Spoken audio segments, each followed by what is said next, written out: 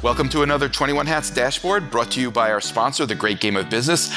I'm Loren Feldman, and I'm here with John Arensmeyer, who is founder and CEO of Small Business Majority, an advocacy group for businesses and entrepreneurs. Welcome back, John. Thanks for having me, Loren. Always a pleasure. John, we continue to enjoy the good fortune of living in interesting times, both on the economic front and on the policy front. I'd love to know what you and the Small Business Majority have been focused on lately. What have you been paying attention to? Well, a really interesting issue that's come up in the last year or two is the issue of competition, corporate competition, concentration, and competition. And basically, this is really a bipartisan issue, which is really interesting, which is a rare thing in our current political environment. Essentially, there's a real move afoot to make sure that we have true competition in our economy. And we've seen the rise of very powerful corporations, particularly in the tech sector, and we're becoming more aware of practices between companies and between suppliers and purchasers that are really anti-competitive. Let me give you a couple of examples of this. One is the area of non-compete agreements. It's really funny because you're talking about competition, and in the term non-compete agreements. Well, I guess that means it's not really promoting competition. There are only 3 states in the country, one of which is where I ran my business, California, that do not allow non-compete agreements. And basically, it impedes the ability for people to leave companies and start businesses. It impedes the ability for businesses to hire people. I ran my business in a state that didn't allow it. There was no shortage of competitive entrepreneurship, dynamic entrepreneurship in California. And it really does enable people to stifle competition and to promote concentration. Another example is franchise agreements. These tend to be, in varying degrees, very one-sided in favor of the franchisor, and really limits the ability of franchisees to maneuver in a truly free and competitive way. And just another example is, and this is more on the tech platforms that are, the self-preferencing, where they'll promote products that they make themselves that compete against the small businesses that are selling on their platforms. These are just 3 examples of a problem across the entire economy. And it is something that both the executive branch through the Federal Trade Commission and the Justice Department and the legislative branch through legislation on Capitol Hill is really trying to deal with. And as I said, they're trying to deal with it in a bipartisan fashion. Tell me more about the franchise agreement one. I think that's gotten less attention than the others, and I'm not as familiar with it. What would change there, and how would that work? Well, there are laws. California passed one, and there's other laws pending that basically do not allow certain types of sort of one-sided contracts by franchisors. Hidden clauses in franchise contracts that allow the franchisor to come in and shut down a franchise and automatically just take the franchise away because of some supposed violation. It also puts pressure on franchisees to not necessarily do the right thing. There's as people know, there's a law that passed in California setting up sectoral bargaining in the fast food industry, and one of the issues there is that the interests of the franchisors are very different from those of the franchisees, and a lot of times franchisees, and I'm not defending poor employment practices by franchisees, but oftentimes there's under tremendous financial pressure to not be able to pay people as well as they'd like to pay because of their franchise agreements. So we see this manifesting itself in a number of ways, and their government can step in and set some rules of the road that allow for more free and fair competition. So the question, these topics have come up before. You say there's a bit of a movement and it's kind of bipartisan.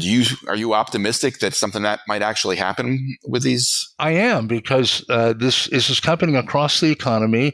It's gotten the attention of both at the state and federal level, and it is bipartisan. You see some of these bills, the self-preferencing bill in the Senate is co-sponsored by Democratic Senator Amy Klobuchar and Republican Senator Chuck Grassley. People like Josh Hawley are on some of these bills, along with more progressive legislators. So I do think there will be an opportunity. Now, the countervailing side of this is that the big corporations, particularly big tech in this case, have poured millions of dollars into advertising to push back against this. So it's not going to be easy. But I think compared to a number of things that we're trying to get accomplished in our political world right now, this is something that I think has legs. And it's something I spoke at a conference yesterday on competition, and everyone was saying, wow, if we called one of these conferences 10 years ago, we'd have a third number of people in the room. So it is something that has really, struck a chord, and I think there will be some progress on a number of fronts. Interesting. All right. There are a couple of other things I want to hit with you. One of which is just kind of taking me by surprise. I'm almost like asking, what century are we in? But there seems to be a movement to bring back child labor. The governor of Iowa, as a time we're recording this, is planning to sign a bill that would remove some restrictions on child labor, allow children as young as 14 to work in roofing, construction, and demolition. I don't even, where is this coming from? I have no idea. Well, I do know where it's coming from, but as you say, it feels like we've gone back a century or more. Look, we have a workforce issue in this country, and one of the things we can do immediately to solve that is get our immigration system straightened out, get comprehensive immigration reform. We hear from businesses everywhere, the hospitality industry, the construction industry, who are desperate for workers, desperate for labor, and they used to rely on immigration, on immigrants to perform a lot of this work, and it's just not happening now. So basically, if you're a company that feels you have to hire children, and in many cases these are undocumented immigrant children, to do work, A, you have a business plan you need to change, and B, you're operating in a situation where, and I'm not in any way justifying what they're doing, but where you don't have enough people available to do the work that's needed. We need a revamped workforce system here. We need people trained for modern jobs, and we need to absolutely expand our legal immigration, and we need to set a path toward citizenship and documentation for those who are in this country who are undocumented. I'm afraid to ask, but do you have any optimism at all that there is a possibility of real immigration reform anytime soon? Well, this has become such a political flashpoint. It's really very, very unfortunate, and because of that, I think that there are going to be challenges. However, it is the business community, large and small, who is suffering from not having a comprehensive immigration position. And let's hope that we certainly are advocating on behalf of small businesses. Let's hope that the combined efforts of large businesses, small businesses, who tend to be in alignment on this issue, can put some pressure to get some change. It is unfortunately a real political flashpoint now, and I am optimistic, but I am, concerned. All right, next topic. The issue of tipping, especially in restaurants, has been around for quite some time. No, I don't think anybody really loves the system, but it's very hard to change an entrenched system like that. There have been numerous efforts, but a different approach has been tried recently. There are some jurisdictions that are trying, basically passing laws that outlaw tipped wage systems. And one of those jurisdictions is Washington, D.C., where you live. And I'm just curious, I gathered this just went into effect in March, and I think it's being phased in. So I don't know how much of an impact it's made yet. But it was called Initiative 82. And I'm wondering if you're seeing it make a difference. I gather it's addressing issues that are important to labor, but it's also creating more bureaucracy for business owners. Do you have any idea how this is playing out so far? Well, it is being phased in, and business owners, I know, I live in Washington, D.C., restaurants in particular are dealing with it in different ways, putting surcharges on, automatic service charges in some cases. Um, Look, we should not have a system where the labor force is dependent upon the kindness of strangers for their livelihood. All businesses should pay a living wage, which we have a minimum wage in DC and elsewhere. And if tipping is something that happens on top of that, great. I certainly know that particularly in higher end restaurants, servers can make a lot of money, and that's great. But it shouldn't be at the expense of people working across the restaurant system who literally are barely making ends meet. They need a guarantee that they're going to have a certain level of income. And yeah, we need. I'm not for crazy bureaucracy. We need a basic system where you're paying a fair wage, and if people tip on top of that, that's fine. If that's the tradition in your industry, that's fine. But we shouldn't have people have to rely on that. And we shouldn't have business plans for restaurants assume that, well, this is all going to work out because my labor costs are low. And if customers want to tip, great. That's just not a very healthy economic system moving forward. I think there is legitimate fear among business owners that, if you give them a more rational business model, which is what you're suggesting, that inevitably means higher prices. And it's reasonable for someone to wonder, how much more will people pay? Is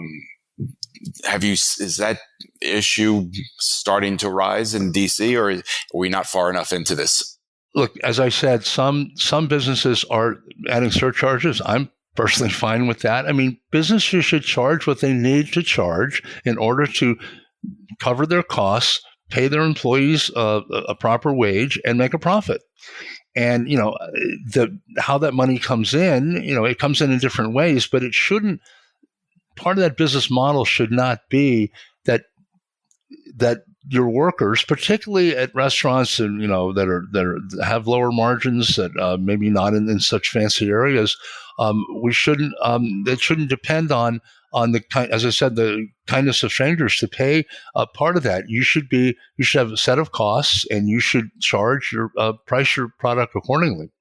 All right, one more topic on our list of unsolvable problems, starting with figuring out how to get sellers to be able to compete fairly on Amazon, with Amazon, to solving the immigration issue, to tipping.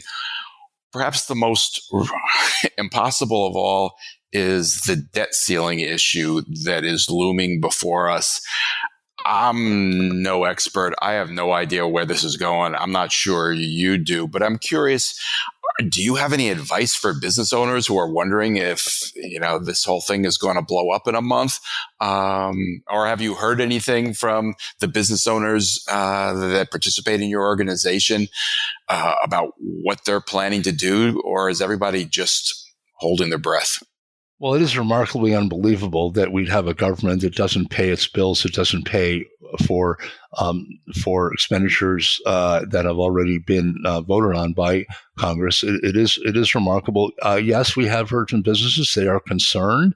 I think the disaster that would befall the economy is so great; it's kind of hard to get your arms around it.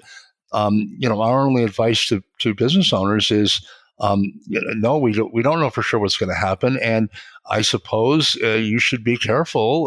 Don't assume you're going to have credit available if this happens. If you're a government contractor, don't assume you're going to have any contracts for a while. I mean, I hate to have, we actually are pulling out of the pandemic. Our polling is finding that businesses are actually fairly optimistic about the future, despite inflation, despite some of the other problems that we're facing.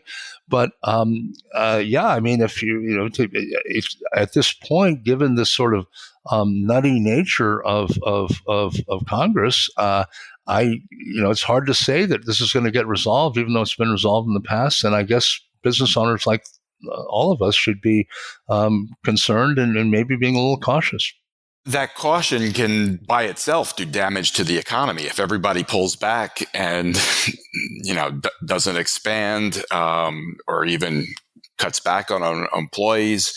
Even if the situation is solved, you could have the economy slowing at what is a difficult time even without that.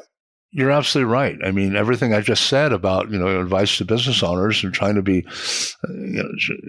realistic here is not healthy. As I said, we're actually seeing a lot of evidence that there's optimism in the small business sector and that people are moving on. So you're absolutely right. I mean, I wouldn't call it good news, but the only issue is that it sounds as if this is going to have to get resolved one way or the other in the next month. I believe Treasury Secretary Yellen has said that June 1st is kind of the witching hour. So it's not as if businesses will have to spend the next 6 months necessarily worried. And they're probably limited as to what they can do in the next month. So I think we're gonna see this. It is still incredible to me that this might happen, but anything's possible in this political environment, and certainly for the next month or so, I think businesses should be a little cautious.